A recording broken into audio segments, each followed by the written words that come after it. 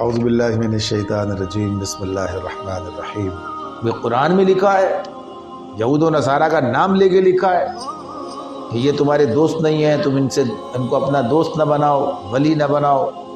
اس کی وجہ جو ہے وہ بالکل واضح ہو جاتی ہے، حسد کس کو تھا؟ انسان سے اصل جو معاملہ ہے ان سب کے پیچھے کون ہے؟ تو وہ اصل حاسد جو پہلے دن سے انسان کے پیچھے لگا ہے، اس نے کیا تمنا کی تھی؟ کیا تھا اس کا معاملہ؟ حسد تھا نا انسان سے۔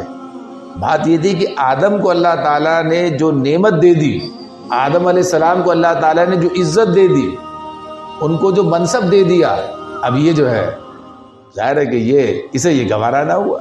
تو فرشتے بھی تو تھے وہاں، فرشتوں نے تو کوئی اعتراض نہیں، حالانکہ پہلے گفتگو فرشتوں نے شروع کی تھی۔ پہلے جب قرآن مجید یہ بتا رہا ہے کہ جب اللہ تعالیٰ نے کہا کہ میں زمین میں خلیفہ بنانے والا ہوں، وَإِذْ قَالَ رَبُّكَ لِلْمَلَائِكَةِ، فرشتوں سے کہا تھا انی جاعل فی الارض خلیفہ، تو فرشتوں نے سوال کیا تھا، پوچھا تھا کہ آپ کسی ایسے کو خلیفہ بنانے جا رہے ہیں جو زمین میں خونریزیہ کرے گا، خون بہائے گا، یعنی یہ فرشتوں نے کہا تھا یہ، لیکن فرشتوں کا یہ اعتراض نہیں تھا، فرشتوں کا یہ کیا تھا؟ استفہام تھا۔